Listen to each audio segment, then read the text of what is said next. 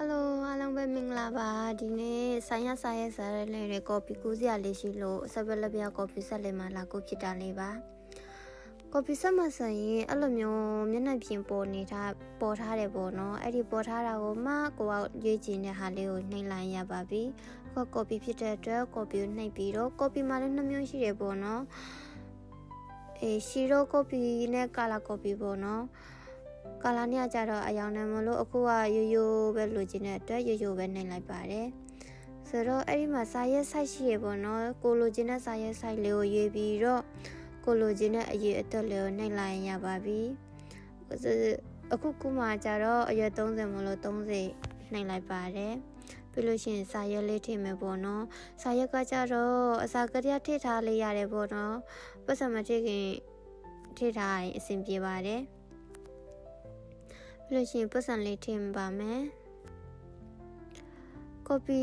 ကူးမယ်ဆိုရင်တရုတ်ကို30မို့လို့အရွယ်30ဆို300ထည့်လိုက်ပါတယ်ပတ်စံထည့်ပြီးသွားလို့ရှိရင်တော့ကော်ပီစတာတိုလေးနှိမ့်လိုက်ရပါပြီအခဏလေးစောင့်ပေးရပါမယ်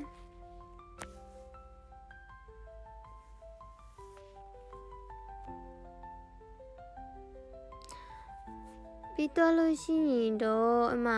ညာဘက်တောင်းလေးမှာရှူရီယိုလေးရှိတာနှိမ့်လိုက်ပါမယ်ပြီးလို့ရှိရင်ရောရှူချော်လို့ခြင်းလို့ရှိရင်ရောရှူချော်ဆိုတဲ့နေရာလေးကိုနှိမ့်လိုက်ရပါပြီ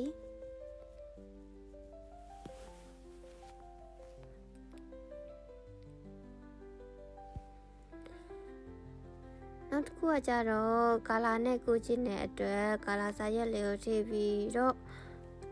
အစုံနာကမန်းကိုပဲပြန်သွားလိုက်ပါမယ်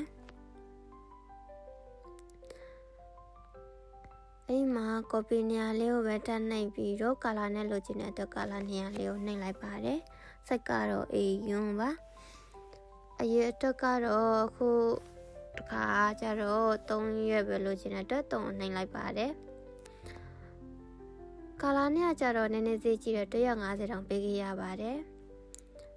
3ရက်လိုချင်တဲ့အတွက်150ထည့်လိုက်ပါတယ်ပြီးလို့ရှိရင် copy start တော့နှိမ့်လိုက်ရပါပြီခဏလေးစောင့်ပေးရပါမယ်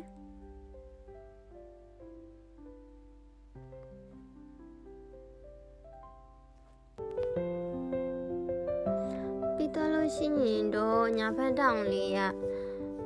studio ဆိုတဲ့ဟာလေးနှိမ့်လိုက်ရင်ရပါပြီ